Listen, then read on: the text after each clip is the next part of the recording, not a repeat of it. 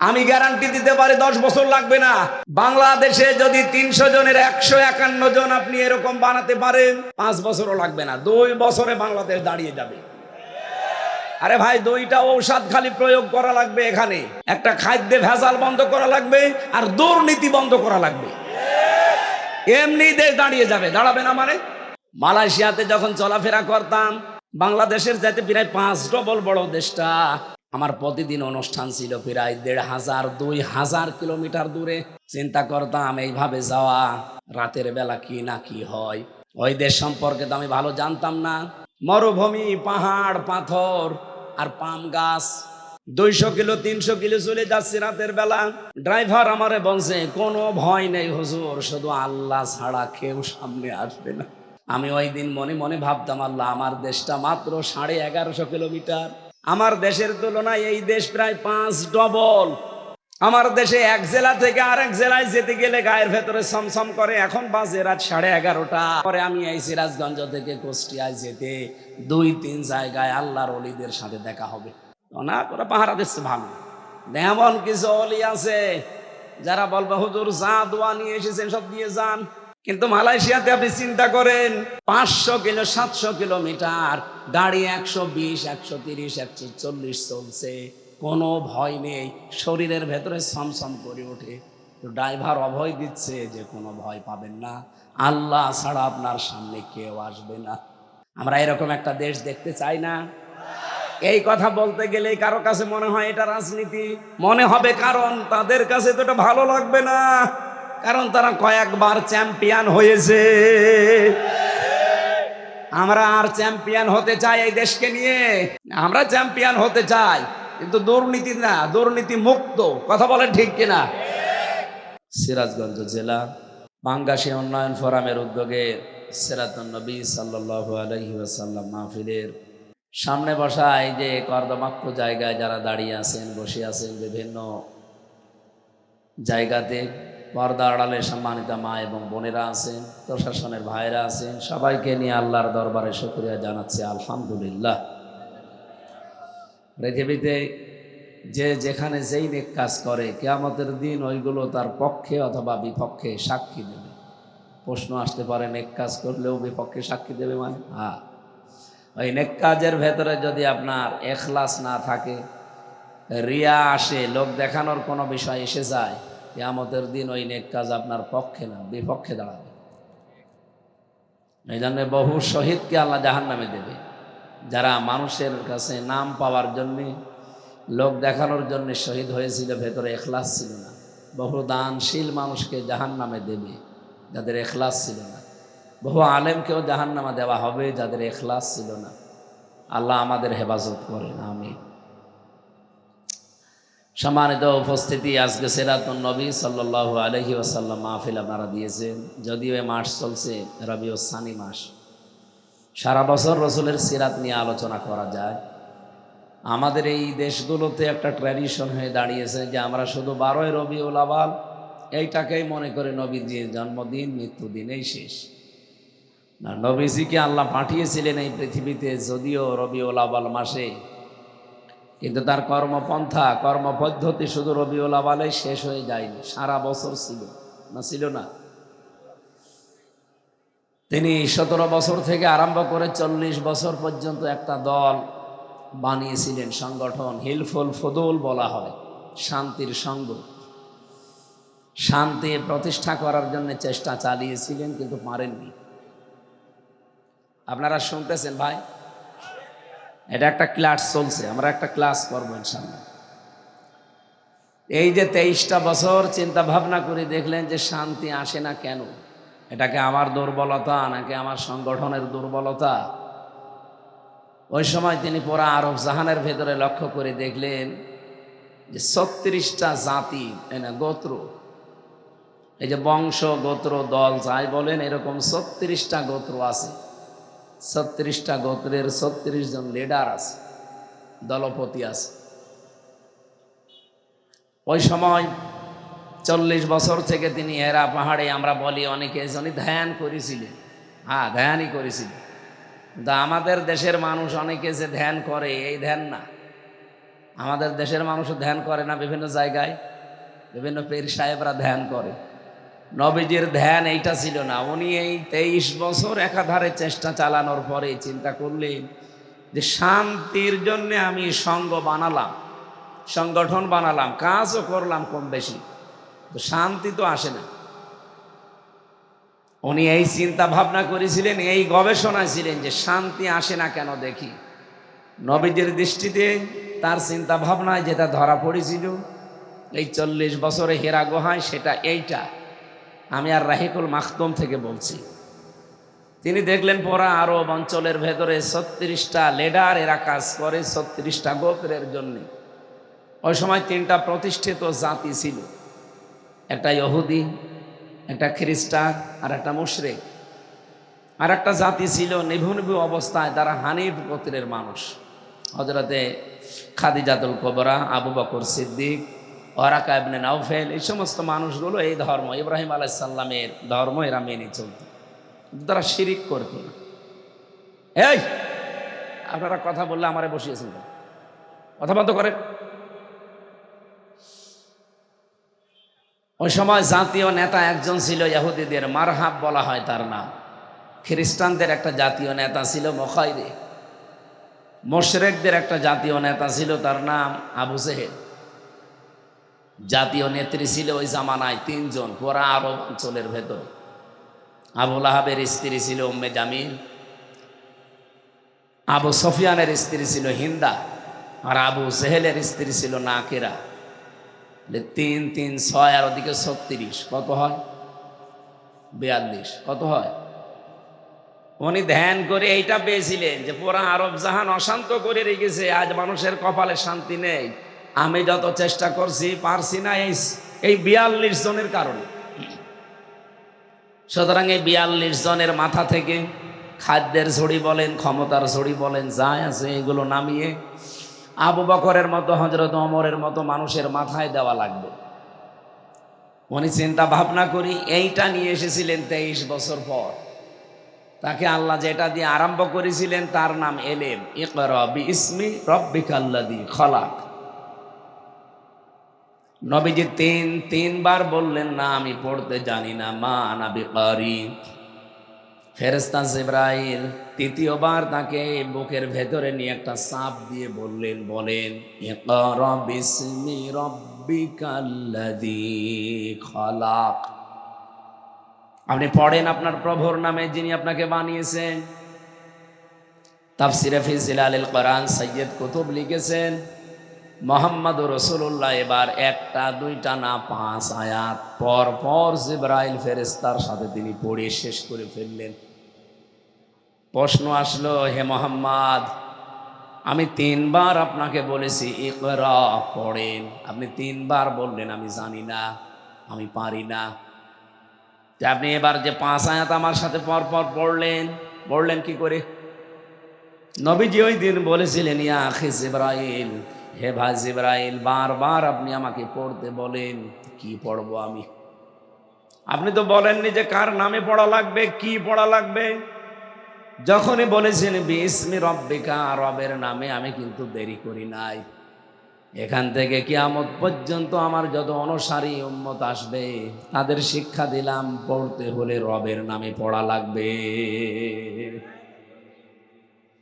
আমাদের দেশে 92% মুসলমান আমরা, রবের নামেই তো পড়া চলছে নাকি? যাই ছিল এই 15 বছরে জালেমরা থাকাকালীন দাদাদের ইঙ্গিত মতো অধিকাংশ বিষয়গুলো তারা তুলে দিয়েছিল। এমন ভয়ঙ্কর অবস্থায় দাঁড়িয়েছে শিক্ষা ব্যবস্থা। ক্লাস 5 এবং 8-এ আগে বৃত্তি পরীক্ষায় 100 মার্ক ছিল, কোরআন হাদিস। এরা এই 15.5 বছরের ভেতরে ওইগুলো তুলে দিয়েছে। বলেন নাউজুবিল্লাহ। আমরা চাই ওগুলো আবার যেন ইনক্লুড করা হয় 5 এবং 8-এ, কারণ পড়াশোনার চাপ না থাকলে মানুষ পড়তে চায় না, সিলেবাসে না থাকলে মানুষ পড়তে চায়। আর একটা বিষয় এখান থেকে আমি শিক্ষা দিতে চাই জাতিকে। আমাদের মাথার উপরে যিনি এখন বসে আছেন, উনি যে আশা আমাদের দিয়েছিলেন, 1 বছর 2 মাস প্রায় শেষ হয়ে যাচ্ছে। সে আশাগুলো এখনো আমরা বাস্তবে কোনো রূপ দেখতে পাইনি। উনি যে আশা দিয়েছিলেন, আমরা আশায় বুক বেঁধেছিলাম যে না, লোকটা পারবে, কিন্তু কোনো অজানা এক শক্তিতে উনি পারছেন না। অথচ দুইজন নবীর নাম তার, ডক্টর মোহাম্মদ ইউনুস। কয় নবীর নাম? মোহাম্মদ একটা, ইউনুস একটা। আপনি কার ইশারায় কি করছেন আমরা জানি না। গানের মাস্টার নিয়োগ দিলেন, নাচের মাস্টার নিয়োগ দিয়েছেন শরীর চর্চার নামে। কেন একজন আলেমকে কোরআন শিক্ষার জন্য 1 থেকে 5 পর্যন্ত নিয়োগ দেওয়া যায় না? এ দাবি আপনারা করেন কিনা বলেন তো? কারা করেন দেখে? লিল্লাহে তাকবীর। হ্যাঁ, এটা যেন জায়গা মতো পৌঁছিয়ে যায়। মিডিয়া যারা আছে এগুলো পৌঁছাবে। আমরা 92% মুসলমান এই দেশে। অন্যান্য ধর্মে যারা আছেন আমরা চাই তাদের ধর্মীয় গ্রন্থ তারা পড়ুক। তো মাস্ট বি আমাদের কোরআনে কারিম, আমাদের জীবন মরণ যেটা, এটা শিক্ষা করা লাগবে। আর শিক্ষার জন্য 1 থেকে 5 পর্যন্ত একজন আলেম লাগবে। গানের মাস্টার, নাচের মাস্টারের যদি বেতন হয়, আলেমের বেতন হবে না? বলেন। নবীজি এই শিক্ষা দিয়েছিলেন যে আমি পড়বো কার নামে? কি পড়ান আপনি? খালি একরা করেন, বলবেন তো বিসমি রাব্বিকাল্লাযী খালাক। আপনি বললেন, আমি আর দেরি করি না। সুতরাং এখন থেকে আমাদের সিলেবাসে যদি এগুলো না থাকে, আমার মনে হয় কিছুদিনের ভেতরে এই দেশে প্রাইমারি বন্ধ হয়ে যাবে। এখন সচেতন যারা আমরা নাগরিক আছি, মা বাবা গার্জিয়ান, তারা এখন প্রাইমারিতে দিতে চায় না। কারণ আমার এই ছোট্ট সন্তান যদি ছোটবেলা আল্লাহর কালাম ভেতরে না নেয়, বড় হয়ে ঠিক ও মত দিয়ে আমার সামনে কুলি করবে। কি এগুলো করে না অনেক জায়গায়? দেখেন না, শিক্ষককে পিটায়, আমাকেও পিটাবে।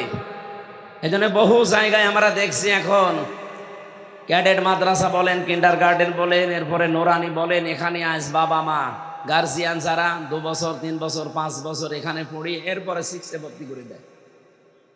যেন আহ্বান জানাবো, এদেশে স্কুলগুলো বন্ধ করতে না চাইলে আমাদের স্কুলে অন্তত 1 থেকে 5 পর্যন্ত কোরআনের ক্লাস 100 মার্কের বাধ্যতামূলক করা দরকার। আর এর জন্য একটা শিক্ষক লাগবে না?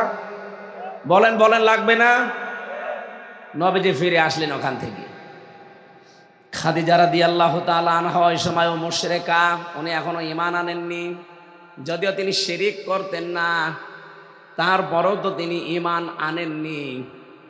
নবীজি ওনাকে বললেন, জাম্মিলুনি জাম্মিলুনি, আমাকে ঢেকে দাও, আমি ভয় পেয়েছি। হযরতে খাদিজা ওই দিন তার স্বামীকে 5টা কথা শুনিয়েছিলেন। পৃথিবীতে আমরা যারা নেককার স্বামী বলে দাবি করি, স্ত্রীগুলো যদি আমাদের সম্পর্কে 5টা কথা বলতে পারে, আপনি আসলেই নেককার। কি বলেছিলেন হযরতে খাদিজা? নবীজিকে ডাক দিয়ে বললেন, কাল্লা, কখনো না, আল্লাহি লা ইখজিকাল্লাহু আবাদান, আল্লাহর কসম, আল্লাহ আপনাকে অপমান অপদস্থ ভয় ভীতি দেখাতে পারে না। জোরে বলেন সুবহানাল্লাহ। প্রশ্ন আসতে পারে, একজন অমুসলিম, তিনি এখনো ঈমান আনেননি, এরপরেও কেন তিনি এই কথা বললেন যে কাল্লা আল্লাহি, আল্লাহর কসম, লা ইখজিকাল্লাহু আবাদান, আল্লাহ আপনাকে অপমান করবে না। খাদিজা এতটুকু একটা বাক্যে আল্লাহর নাম বললেন 2 বার। আমরা অনেক মুসলমান আছি, সারাদিন কথা বললেও আল্লাহর নাম একবারও বলি না। কথা বোঝেন আমার? আপনার মুখে আল্লাহর নাম থাকা লাগবে। নবীজিকে যখনই বললেন বিসমি রব্বিকা, তখন নবী আর দেরি করেননি। এই জন্য কথাবার্তারা, লেখাপড়া, চলাফেরায় সব সময় চলতে ফিরতে কার নাম বলা দরকার? খাদিজা বললেন, হে আমার স্বামী আবুল কাসেম, কাসেমের পিতা, আপনি ভয় পাবেন না। কখনো আল্লাহ আপনাকে ভয় দেখাতে পারে না। কারণ হিসাবে তিনি যেগুলো বলেছিলেন, ইন্নাকা লা তাসিলুর রাহিমা, আপনি তো রক্তের সম্পর্কগুলো ঠিক রাখেন, আপনি ভয় পান কেন? হাদিসের এই বাণী দ্বারা বোঝা যায় যে সমস্ত মানুষগুলো দুনিয়াতে রক্তের সম্পর্ক ঠিক রাখবে, তাদের অন্তর থেকে আমার আল্লাহ ভয় নামক জিনিস দূর করে দেবে। আমরা এটা পারি না। 100 জনের 98টা স্বামী আমরা এই হাদিসের অংশটুকু মানতে পারছি না। কারণ আমি হিসাব করে দেখেছি, কারণটা আমাদের স্ত্রী। আমি যে রক্তের সম্পর্কগুলো ঠিক রাখবো, তাদের হক আদায় করব, এ বিষয়ে সবচাইতে বড় বাধা আমার বউ। কি আপনি দেখবেন, আমার মন চাই, আমার প্রাণও চাই যে আমি হক আদায় করি, রক্তের সম্পর্কগুলো অটুট করি, ঠিক রাখি, কিন্তু মাঝখানে বাধা হয়ে দাঁড়ায় অধিকাংশ পরিবারে স্ত্রী। এরকম স্ত্রী নেই দেশে? আছে। আল্লাহ মেয়েদেরকে যেন এই সংকীর্ণ মন থেকে উত্তরণ হওয়ার তৌফিক দেন, বলেন আমিন।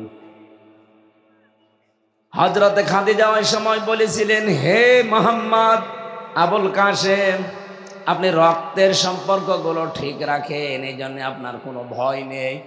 সুতরাং আমরাও যদি ভয় ভীতিহীন জীবন তৈরি করতে চাই, রক্তের সম্পর্ক যার সাথে যেটা আছে এটা আরো অটুট করা লাগবে। আমার কথা বুঝতেছেন আপনারা? যার সাথে যে রক্তের সম্পর্ক আছে, আপনার চাচার সাথে, আপনার ফুফুর সাথে, এরপর আপনার মা বাবার সাথে, আপনার বোনের সাথে, যাদের সাথে এই সম্পর্কগুলো বেশি আছে, এগুলো আরো মজবুত করা লাগবে। আর এ বিষয়ে আমরা সাহায্যকারী হিসাবে আমাদের স্ত্রীকে পেতে চাই, কারণ এদের ছাড়া সম্ভব না। এরা যত পিস্টান দেবে, এদের মন যত ছোট হবে, আপনি তত কঠিন অবস্থায় পড়বেন এই জায়গাতে। আজ হাজারো পরিবারে স্বামী তার বোনের হক ঠিক মতো দিতে পারে না, আদায় করতে পারে না। ওনার মন চায়, কিন্তু স্ত্রীর কারণে হয়ে ওঠে না। আমাদের স্ত্রীগুলোকে আল্লাহ খাদিজাতুল কুবরার মতো বানিয়ে দেন, বলেন আমিন। আতাহমিলুল কাল্লা আতাকসিবুল মাগদুমা আতুইনু আলা নওয়াইবিল হক। হযরতে খাদিজা একটা একটা করে 5টা কথা এখানে বলেছিলেন। কোন স্বামী যদি আমরা এই কথাগুলো আমাদের জীবনে বাস্তবায়ন করতে পারি, সে নেককার স্বামী। কি স্বামী? নবীজি চিন্তা ভাবনায় নিয়ে সেই 42 জন মানুষকে মিলালেন যে পরা আরব সাহানে এদের জন্য শান্তি আমি প্রতিষ্ঠা করতে পারি না, সুতরাং এদের কাছ থেকে এই ক্ষমতার ঝড়ি হোক, খাবারের ঝড়ি হোক, এগুলো নেওয়া লাগবে। যে মানুষগুলো আমার পাশে আছে, এই চরিত্রবান মানুষগুলোর মাথার উপরে দেওয়া লাগবে। উনি দিয়েছিলেন। দেওয়ার জন্য তিনি এই নবুয়ত পাওয়ার পর থেকে 13 বছর চেষ্টা করলেন, কিছুই হয়নি। 13 বছরের ভেতরে অত্যাচার, জুলুম, নির্যাতন এমন স্টিম রোলার চলেছিল। ইতিহাস থেকে বিভিন্ন সময় আপনারা শুনেছেন যে নবীজির মতো মানুষও 3 বছর জেলখানায় ছিল। কোন জায়গায়? আমাদের এরকম জেলখানা না। আমাদের জেলখানায় তো যোগাযোগ আছে। উনি যে শিয়াবে আবি তালিবে ছিলেন, কোনো যোগাযোগও ছিল না, একেবারে নিরবিচ্ছিন্ন। আমি এই জালেম সরকারের সময় 3 বছর ওর একটা টাচ পেয়েছিলাম মাত্র। জেলা কারাগারগুলোর অবস্থা আমি ভালো জানি না, কারণ ওখানে বেশি দিন ছিলাম না। কিন্তু আমি যেখানে ছিলাম গাজীপুরের হাই সিকিউরিটি কাশিমপুরে, এখানে যাদেরকে নিয়ে যাওয়া হয়, বিশেষ করে আলেম ওলামাদেরকে, এদের সাথে এমন আচরণ করার জন্য উপর থেকে নির্দেশ দিত। ওরা যা নির্দেশ দিত তার চাইতে 10 ডবল বেশি করতো ওরা। ওরা বলেছিল এদেরকে যোগাযোগ বিচ্ছিন্ন রাখবা, ওরা তাই করেছে। এত কাকতে মিনতি করতো আলেমরা, দেখতাম ঈদের সময় আসলে বলতো 5 মিনিট একটু কথা বলতে দেন। জেলার আর সোফার, দেবদুলাল আর সুব্রত বালা, দুইটাই তো আল্লাহর ওলি নাকি? এরা বলতো না, আপনাদের সাথে বাইরের যোগাযোগ বিচ্ছিন্ন, আপনারা বেঁচে আছেন না মরে গেছেন কেউ জানবে না, আপনারা থাকেন। অথচ মার্ডার মামলার আসামি, ফাঁসির আসামি, ওরা 7 দিনে একদিন 10 মিনিট করে সরকারের টেলিফোনে কথা বলে বাড়িতে। আর আমরা 76 জন আলেমকে দেখেছি এদের জঙ্গি নামে মামলা দিয়ে 3 বছর 5 বছর নিরবিচ্ছিন্ন যোগাযোগ বিচ্ছিন্ন। কথা তো বলতে পারবেনই না। 24 ঘন্টা একটা ফাঁসির কন্ডেম সেলের ভেতরে তালা লাগিয়ে কারারক্ষী দিয়ে বা সিসি ক্যামেরা দিয়ে রাখতো। একটা জিন্দা কবরস্থান। এ কঠিন যন্ত্রণার দিকে তাকিয়ে মাঝে মাঝে মনে হতো নবীজিকে আবু জেহেল, আবু সুফিয়ান ঠিক এইটাই করেছিল। নবীজির মতো এত বড় সৎ চরিত্রের মানুষকে যদি 3 বছরে কঠিন কষ্ট দিতে পারে, তার আদর্শ অনুসরণ করে যে যত বেশি এগিয়ে যাবে তাকে কাফেররা ঠিক ওই রকমই কষ্ট দেবে। বাংলাদেশে দেয়নি। আমিও চিন্তা ভাবনা করেছি এই ইতিহাসের সাথে। এই 54 বছর বাংলাদেশে আমরা 92% মুসলমান বাস করি, অথচ এই দেশে 54 বছর চেষ্টা চালিয়ে যাচ্ছে যে শান্তি শান্তি শান্তি দেওয়ার জন্য। বাস্তবে দেখেন শান্তি তো নেই, আর অশান্তির দাবানল বাড়তেছে। বলেন বলেন। আমি একটা চিন্তা করেছি যে শান্তির কারণ আসে না কেন। ওই জামানায় যে 42 জন নেতার নেত্রী দায়ী ছিল, আমাদের এই দেশেও আপনি তাকান 56,000 বর্গ মাইলের ভেতরে ঠিক 42 জনের মতোই দায়ী শান্তি না আসার পেছনে। আমাদের দেশেও জাতীয় নেতা ছিল 3 জন, শেখ মুজিবুর রহমান, জিয়াউর রহমান আর এরশাদ। জাতীয় নেত্রীও ছিল আমাদের দেশে 3 জন, হাসিনা, খালেদা, রওশন। মিলে যাচ্ছে না? 36 জন গোত্রপতি ছিল আমাদের। হয়তো ওই সিস্টেম নেই, কিন্তু জাতীয় নেতার ক্ষেত্রে আপনি দেখবেন অঞ্চল ভিত্তিক নেতা আছে, লিডার আছে। আপনাদের এই জেলাতেও একজন ছিল, তোফায়েল আহমেদ। তোফায়েল না কি যেন, নাসির। পাবনাতে একজন ছিল। এভাবে আপনি বিভিন্ন জেলাগুলো মিলান, হয়তো 2-3 জেলা মিলে একজন পাবেন। এই সিরাজগঞ্জ, পাবনা, নাটোর মিলে যে 2 জনের নাম আমরা বেশি শুনতাম, এই নাসিম সাহেবের আর ওদিকে পলক সাহেবের। কি কথা বললেন না কেন? 8টা বিভাগ আছে বাংলাদেশে, আপনি ভাগ ভাগ করে দেখবেন, আমার মনে হয় 36 জন হয়ে যাবে, আরো বেশি হতে পারে। আমি চিন্তা ভাবনা করে দেখছি এই 42-43 জন যারা আমাদের দেশে, এই 54 বছরে এদের কারণে শান্তি কায়েম হয় না। কারণ যত অপকর্মের মূল হোতা এরা। এই দেশ থেকে যে তামা পাচার হয়, সোনা পাচার হয়, রূপা পাচার হয়, দস্তা পাচার হয়, করে কি সলিমদ্দি কলিমদ্দি, ওই 42 জন। ওদিকে টেকনাফ থেকে শুরু করে তেতুলা পর্যন্ত 1150 কিলোমিটার আপনি মাপেন। টেকনাফ থেকে শুরু করেন, ওখানে আল্লাহর ওলি বসে আছে আব্দুর রহমান বদি, বাবার ব্যবসা করে। কিসের? ওর পরে আপনি আসেন বান্দরবনে, এরপরে চট্টগ্রামে। আমি নামগুলো নিতে পারতাম, লিখেওছিলাম, কিন্তু নিচ্ছি না। একজনের নাম বললাম। এভাবে আপনি একেবারে টেকনাফ থেকে তেঁতুলিয়া পর্যন্ত চলে যান, রূপসা থেকে পাথরিয়া পর্যন্ত মিলান, এই 56,000 বর্গ মাইলেও এই 42 জনের মতোই পাবেন। আমার তো মনে হচ্ছে আগস্টের 5 তারিখের পরে এই 42 জনের অধিকাংশগুলো কেউ মরে গেছে, কেউ বিদায় নিয়েছে। এই জায়গাগুলো এখন আর এক 42 দখল করেছে। সিরাজগঞ্জে একজন আছে, তার কথাবার্তারাও ঠিক ওদের মতোই। নাম কিন্তু সুন্দর, কিন্তু কথাবার্তারা নাস্তিকের মতো। কথা বলছে না কেন? আপনি এত সুন্দর নাম নিয়েছেন মুসলমানের, অথচ মুসলমানের যে কৃষ্টি কালচার, ওগুলো আপনি বিশ্বাস করেন না, আরো ক্রিটিসাইজ করেন। বাংলাদেশের মানুষ কিন্তু ভালোর ভালো, মন্দের মন্দ বুঝে ফেলেছে এরা। তারা শরিয়া আইনে দেশে প্রতিষ্ঠা করতে চায় না, বিশ্বাস করে না। এ জাতি এখন টের পেয়ে গেছে। হয়তো এ জাতি বদর দেখে নাই, কিন্তু সামনে দেখবে। বদর আমরা দেখেছি, বলেন বলেন, কিন্তু বদর এবার দেখবেন। আমরা যে বারবার এই যে বলে আসছি এতদিন যে ভোট এবার না, এবার ভোট যুদ্ধ হবে।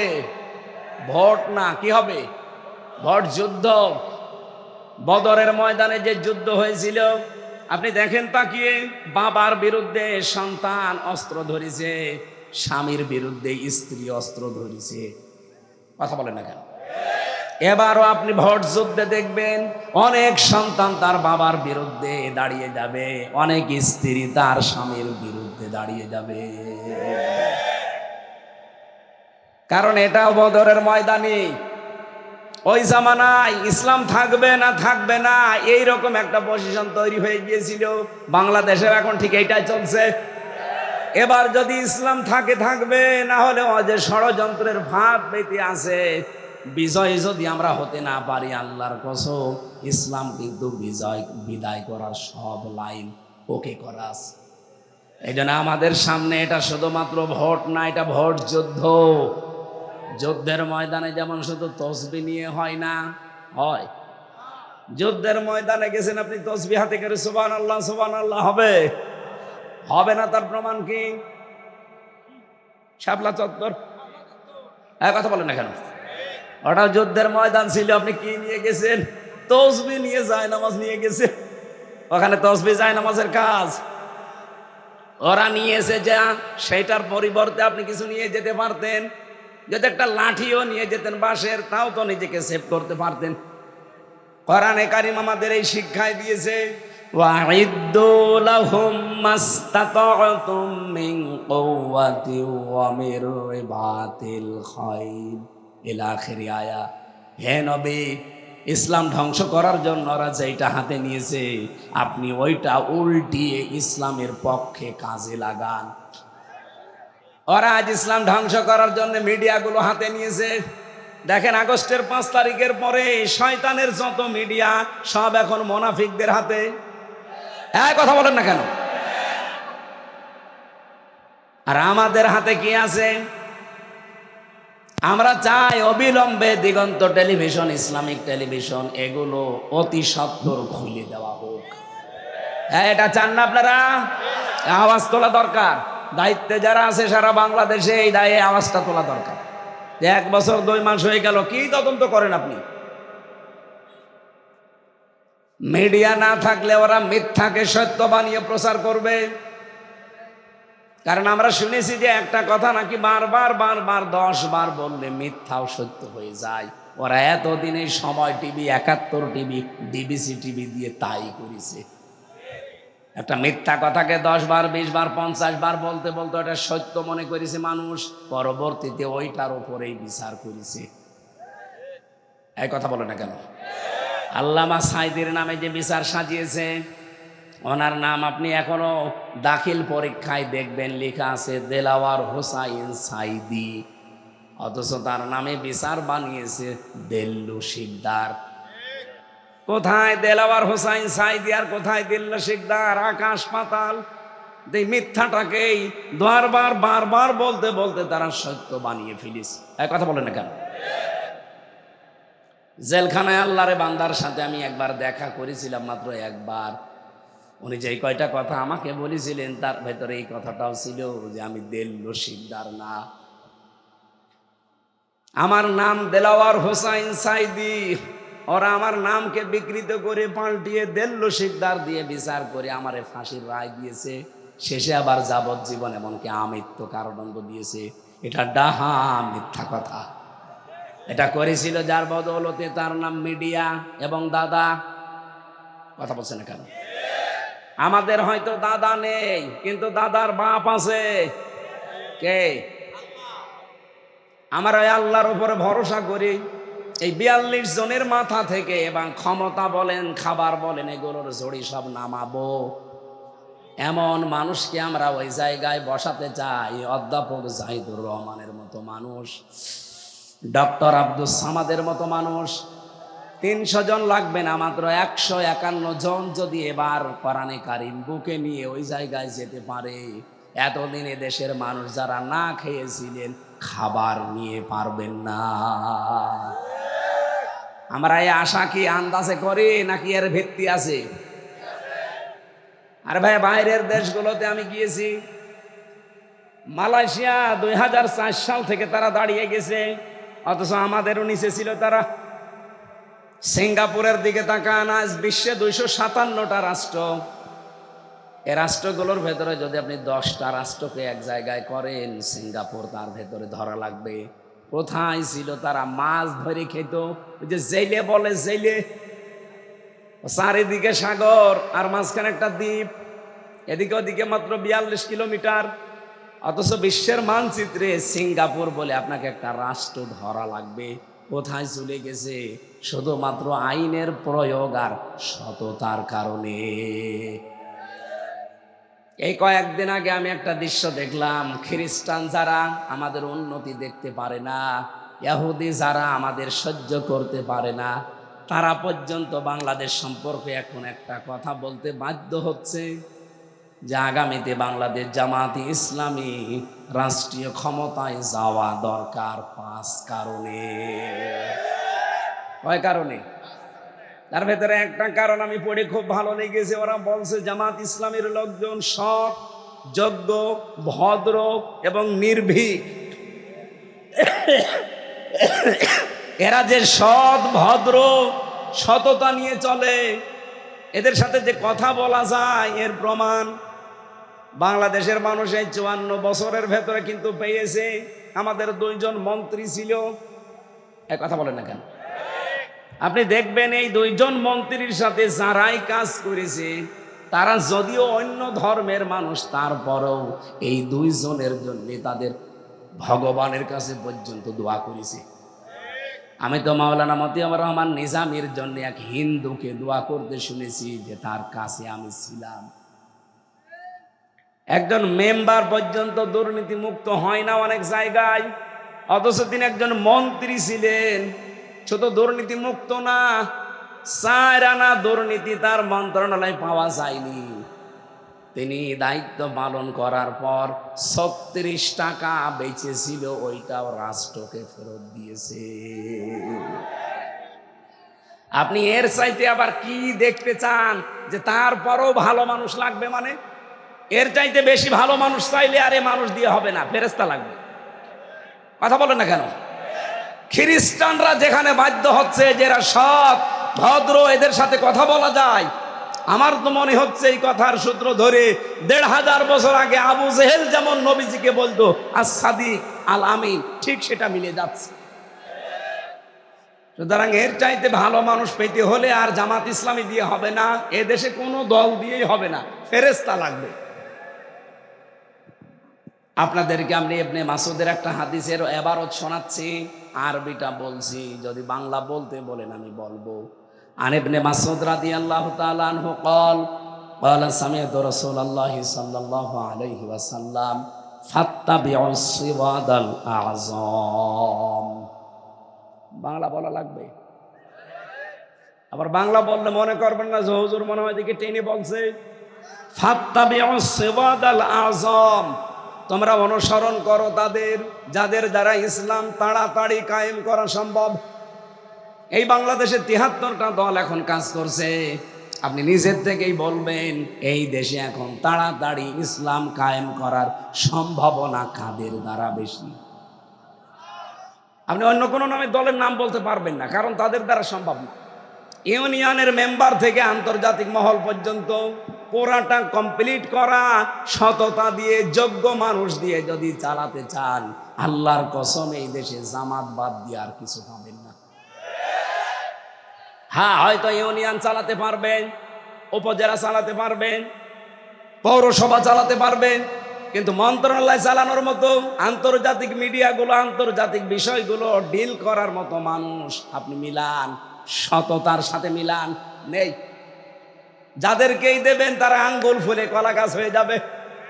কিন্তু আমিরে জামাতের ডাইরেক্ট ঘোষণা, জাহিদুর রহমান যদি উনি এমপি হয়, মন্ত্রী হয়, 5 বছরে ওনার 1টা টাকা বাড়বে না, যা আছে আরো কমে যাবে। অন্য কোন দলের লোককে আপনি এই ঘোষণা দিতে বলেন তো, দেন? কারো বুকে সৎসাহস নেই। এই আসনের জন্য মাত্র একজন জামাত ইসলাম থেকে মনোনয়ন পেয়েছে, ডক্টর আব্দুস সামাদ, অথচ অন্য দলের শুনছি এক জায়গায় 20 জন। এই জায়গায় আমি জানি না, অন্য অন্য জেলায় আছে। এক জায়গায় আপনি 20 জন আর উনি মাত্র একজন। এই ঘোষণা দেন তো দেখিয়ে 20 জনের একজন ওটাকে কিনা। আব্দুস সামাদ উনি এমপি মন্ত্রী হলে 5 বছর ওনার 1টা টাকা বাড়বে না, যা আছে আরো কমে যাবে। অন্য যে 20 জন লাফাচ্ছে একটু ঘোষণা দিক, 20 জনের একজনও বলবে আমার কোনো দরকার নেই ছাতা। এক কথা বলছে না কেন?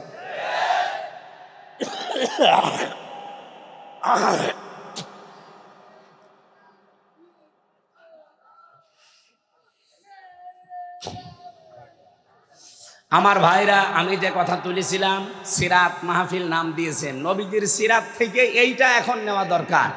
নবীজি 42 জনের মাথা থেকে বাকি 42 জনকে মাত্র দিয়েছিলেন 10 বছরেই তিনি বলেছিলেন খয়রুল কুরুনি করনি। আমি গ্যারান্টি দিতে পারি 10 বছর লাগবে না। বাংলাদেশে যদি 300 জনের 151 জন আপনি এরকম বানাতে পারেন 5 বছরও লাগবে না, 2 বছরে বাংলাদেশ দাঁড়িয়ে যাবে। আরে ভাই, 2টা ঔষধ খালি প্রয়োগ করা লাগবে। এখানে একটা খাদ্যে ভেজাল বন্ধ করা লাগবে আর দুর্নীতি বন্ধ করা লাগবে, এমনি দেশ দাঁড়িয়ে যাবে। দাঁড়াবে না মানে? মালয়েশিয়াতে যখন চলাফেরা করতাম, বাংলাদেশের যাতে প্রায় 5 ডবল বড় দেশটা, আমার প্রতিদিন অনুষ্ঠান ছিল প্রায় 1500-2000 কিলোমিটার দূরে। চিন্তা করতাম এইভাবে যাওয়া, রাতের বেলা কি না কি হয়। ওই দেশ সম্পর্কে তো আমি ভালো জানতাম না। মরুভূমি, পাহাড়, পাথর আর পাম গাছ। 200 কিলো 300 কিলো চলে যাচ্ছি রাতের বেলা। ড্রাইভার আমারে বলছে কোনো ভয় নেই হুজুর, শুধু আল্লাহ ছাড়া কেউ সামনে আসবে না।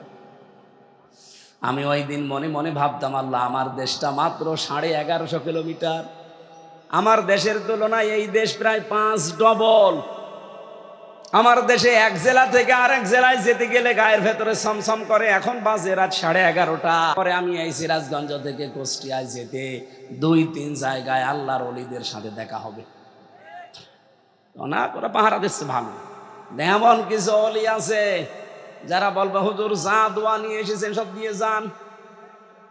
কিন্তু মালয়েশিয়াতে আপনি চিন্তা করেন, 500 কিলো 700 কিলোমিটার গাড়ি 120, 130, 140 চলছে, কোনো ভয় নেই। শরীরের ভেতরে ছমছম করে ওঠে।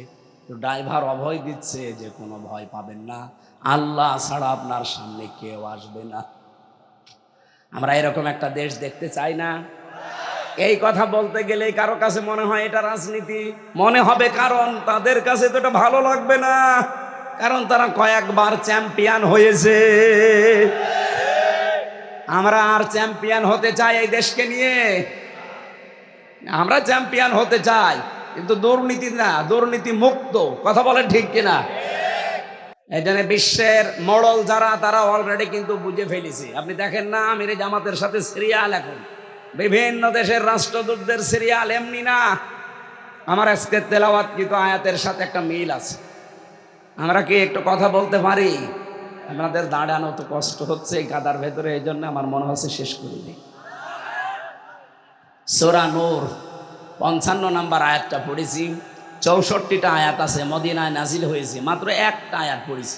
ঐতিহাসিক প্রেক্ষাপট, শানে নজুল এবং এর বিশদ যে ব্যাখ্যাগুলো, এতগুলো দেওয়া সম্ভব না। আমি আধা ঘন্টায় শেষ করতে চাই। খুব ভালো করে আয়াতের কিছু মূল শিক্ষা যেগুলো আমি নোট করেছি এগুলো বলছি। আল্লাহ রাব্বুল আলামিন সূরার নাম দিয়েছেন সূরা নূর। কি নাম দিয়েছেন? এর 40 নম্বর আয়াতের ভেতরে এই কথাটা আছে। আল্লাহ রাব্বুল আলামিন বলেন 35 নম্বর আয়াতে আছে, আল্লাহু নূরুস সামাওয়াতি ওয়াল আরদ মাসালু নূরিহি কামিশকাতিন ফিহা মিসবাহ। বলেন আল্লাহু আকবার। আরো বিস্তারিত ছিল কেন নামকরণ করা হয়েছে সূরা নূর দিয়ে। আল্লাহ পাকের একটা নাম নূর। কি নাম? এমনকি কোরআনেরও একটা নাম নূর। 55টা নাম আছে কোরআনের, আমি তাফসিরে মাঝারির ভেতরে পেয়েছি। তার একটা অন্যতম নাম হচ্ছে নূর। নূর মানে আলো। নূর মানে কি? নূর মানে আলো, জ্যোতি। এই আলো বা জ্যোতি যেখানে যাবে ওই জায়গায় যদি অন্ধকার থাকে, মাস্ট বি ওটা দূরভূত হবে। আলো নিয়ে আসলেন, অন্ধকার গেল না, বুঝতে হবে ওটা আলো না মরিচিকা।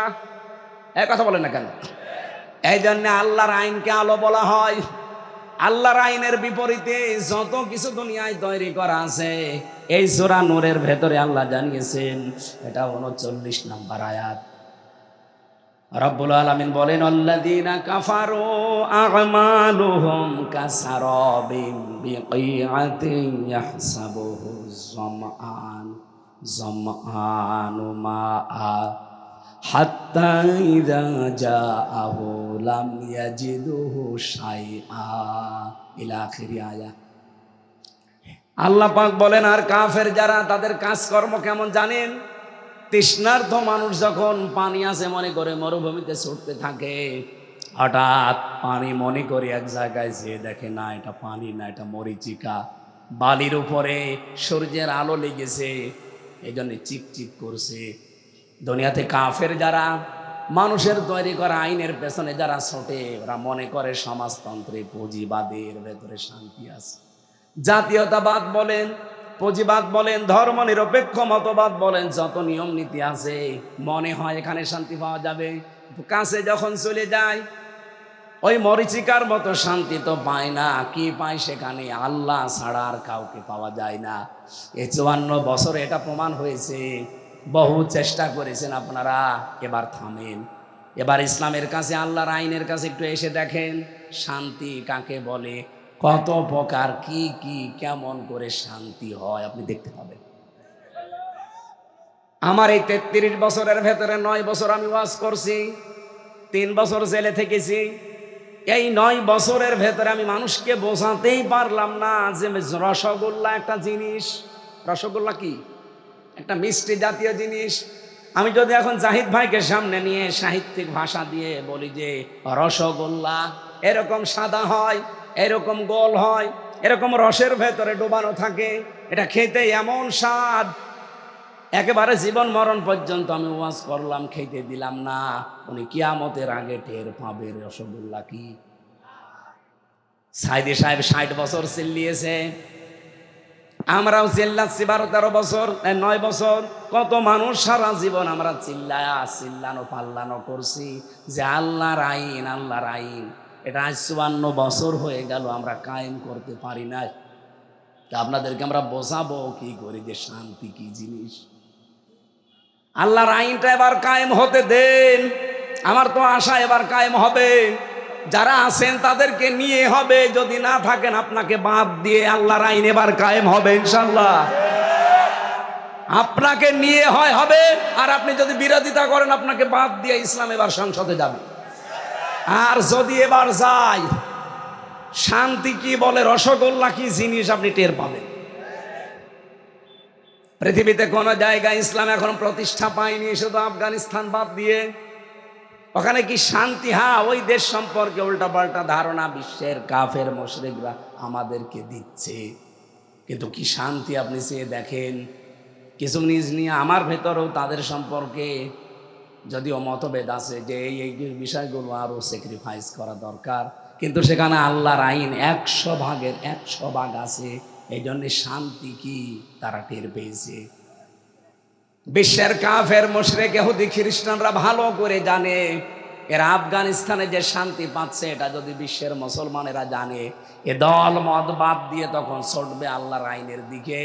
এই জন্যে মুসলমানদের নাম তারা টেররিস্ট, সন্ত্রাসী, জঙ্গি, বিভিন্ন নাম দিয়ে আমরা যেন কোরআনের কাছে আসতে না পারি সেই ব্যবস্থা চালিয়ে যাচ্ছে। আপনাদেরকে এবার আমরা রসগোল্লা শুধু ওয়াজ করা না, খাওয়াতে চাই। খাবেন তো ইনশাল্লাহ? রসগোল্লা মানে আপনাদের পাঙ্গাসি বাজারের রসগোল্লা না, এর ভেতরে আল্লাহ রসগোল্লা দিয়েছেন 500। অনুনাজ্জিলু মিনাল কুরআনি মা হুয়া শিফাউ ওয়া রাহমাতুল লিল মুমিনিন। এ কোরআন নাজিল করার ধারাবাহিকতায় এমন এমন বিধান আমি আল্লাহ দিয়েছি যারা মুমিনদের জন্য উপকার। এর ভেতরে এমন এমন ঔষধ দেওয়া আছে, এমন এমন রসগোল্লা দেওয়া আছে যেটা খাবে মানুষ শান্তি পাবে, আরাম পাবে। ও রোগ শোক থাকলে ঔষধের কারণে ভালো হয়ে যাবে। সেই ঔষধগুলো আমরা প্রয়োগ করতে চাই। আল্লাহ পাক জানিয়েছেন ওয়াদাল্লাহুল্লাযীনা আমানু মিনকুম। কাদেরকে দেব জানো? আমি আল্লাহ ওয়াদা করছি তোমাদের ভেতরে যাদের ঈমান আছে, সঠিক ঈমান। ঈমান আনলেই হবে না। ঈমান আবু জেহেলের একরকম ছিল, আবু জেহেলও বলতো যে আসমান জমিন আল্লাহ বানিয়েছে, এ কাবা ঘরের মালিক আল্লাহ, এইটা বলতো। কিন্তু আল্লাহ পাক এই জমিন চালাতে যে আইন দিয়েছে মুহাম্মদ রাসূলুল্লাহর মাধ্যমে, এইটা সে মানত না। বাংলাদেশে এরকম আবু জেহেল নেই, এই জেলাই আছে।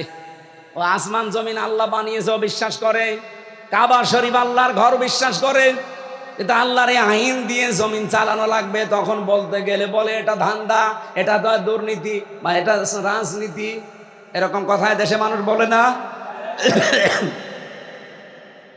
আমার ভাইরা, আল্লাহ পাক নিজে যেহেতু ওয়াদা করছেন, আর আল্লাহর ওয়াদা তো আমির হামজার ওয়াদার মতো। বলেন বলেন, আল্লাহ পাক বলেন ইন্নাল্লাহা লা ইউখলিফুল মিআদ, আমি যদি একবার কোনো ওয়াদা করি জীবনে কোনোদিন ওই ওয়াদার ভঙ্গ করি না। সুতরাং এখানে ওয়াদা করছে কে? তোমাদের ভেতরে যারা ঈমান আনে, ওয়া আমিলুস সলিহাত, এবং ভালো ভালো কাজের আঞ্জাম দেয়, নেক কাজ করে। এই দুইটা শব্দ সে জন্মের পর থেকে আমরা শুনেছি, কিন্তু ঈমান কি আর আমল কি এখনো বাস্তবে আমরা দেখি নাই। কোরআনে কারীম জানিয়েছে ওয়ামিনান নাসি মান ইয়াকুলু আমান্না বিল্লাহি ওয়া বিল ইয়াউমিল আখির ওয়া মা হুম বিমুমিনিন।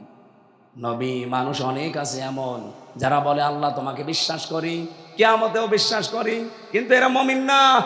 কারণ এই কথাটা তাদের মুখের কথা, মনের কথা না। এই কথাটাই বলা লাগবে মুখ দিয়ে না মন দিয়ে? বলেন বলেন। যারা মন দিয়ে বলতে পেরেছিল আপনি তাকান তাদের দিকে, তাদের জন্য আল্লাহ আয়াত নাজিল করেছেন।